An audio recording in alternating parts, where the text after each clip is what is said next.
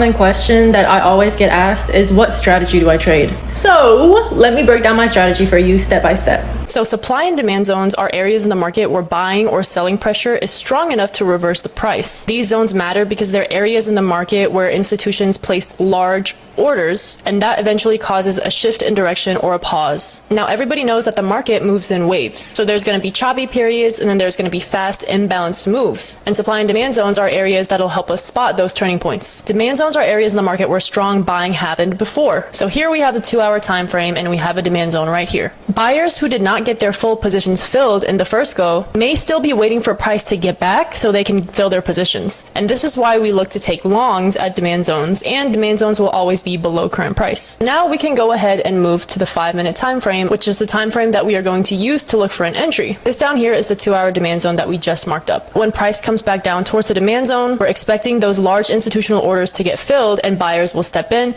pushing price up. Now, the neat thing about how I trade supply and demand zones is I always know exactly where my stop loss is going to be placed. I place it just above or below the close of the zone depending on whether it's a supply or demand zone, and this makes it really easy to manage my risk. And because I know my stop distance, I can adjust my contract size according to my risk tolerance so I can stay within it for every single trade that I take. So you would either market your order in right at the open of the zone at 62, 62.5, or you can set a limit order and then place your stop loss right below the bottom of the zone. Whether that's 1 tick, 1 point, or 2 points is completely up to you, and that is where your entry would be. And now your next question is probably going to be, where would I take profit? One thing you can do is go to different time frames and look for a different supply zone, since supply zones are above current price and demand zones are below current price, to take your profit. Here on the 15-minute time frame, we have a 15-minute supply zone. Supply zones are the opposite of demand zones. They're areas of heavy selling pressure. We take shorts at supply zones because sellers who didn't get their orders filled the first time may still be waiting up there. So we're going to go back to the 5-minute time frame, back to our entry point, which was right here. Now, what I like to do is take partials at +10. It can be +5, +20, +8, depending on your personal preference, your edge, and price action. But I like to take partials at +10 and then move my stop loss to break even, and then I will start trailing my stop loss from level to level in profit. So in this case, since your entry was at 62, 62.5, right here in this candle would have been +10. You would then take partials and then move your stop loss to break even. Now that you've logged in profit, and now that it is a risk-free trade, you can just sit back and watch it play out. This is the 15-minute supply zone that we just marked up. Your final take profit is right here at the open of the supply zone at 62.85.5. A 22-point trade, beautiful move. And that could be it. You made your money so you can step away for the day, or you can flip, go short since this is a supply zone. Place your stop loss right above the top of the zone and then ride this down all the way back to this demand zone. $15,000 trade that I took this morning. I took 2 trades today, 1 loss and 1 win. This setup came from understanding key higher time frame levels. We had a 6-hour supply right here at 60.56. We also had a daily demand at 60.45. We had a monthly SNR at 60.51.5, which historically has been acting as a pivot level. The first trade that I took was at 60.51. My stop loss was placed at 60.57, and it was a higher risk setup because I was essentially playing the open of this daily demand zone as a resistance level, even though the zone itself hadn't officially broken yet. I'm sorry to everybody in my Discord who took this trade with me live this morning and took the L, but I made up for it, so it's okay. I went for it because this demand was heavily used, and the more times the zone gets tested, the weaker that it gets. In hindsight, this was kind of a dumb trade because we did get a strong push and close above the level.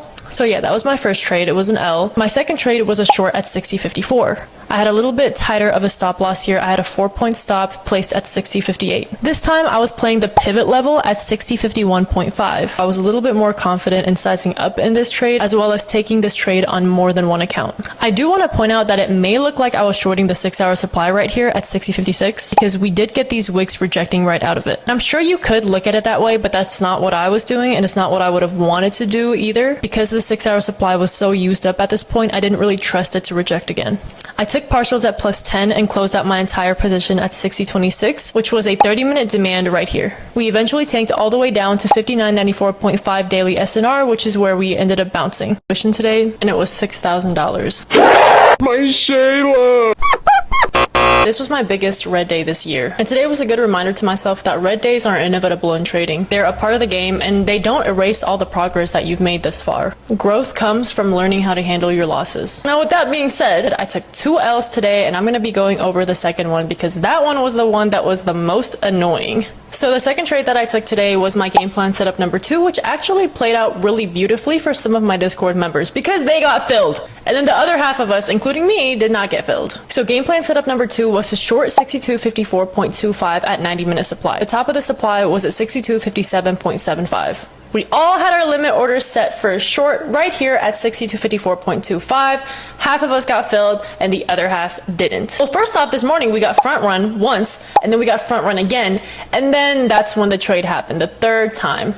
So this was the first test. A lot of people ended up getting plus 10 on it, which was really amazing. Now with supply and demand, every supply and demand trader does it differently, but I personally only like to take the first 2 tests of the zone and nothing else afterwards. And this is because zones tend to weaken the more times that they are tested. So at this point, I still had not canceled my I got filled right here at 6254.25. My stop loss was placed at 6259.25 for a 5-point stop. And it was placed just above the close of that 90-minute supply zone. Just so you guys can visualize it a little bit better, let me show you what that 90-minute supply zone looks like for me. It is drawn from the open of the basing candle to the top of the wick right here. So that is the zone. Obviously now we have broken it, but I entered the trade right here and I ended up getting stopped out right here in this candle.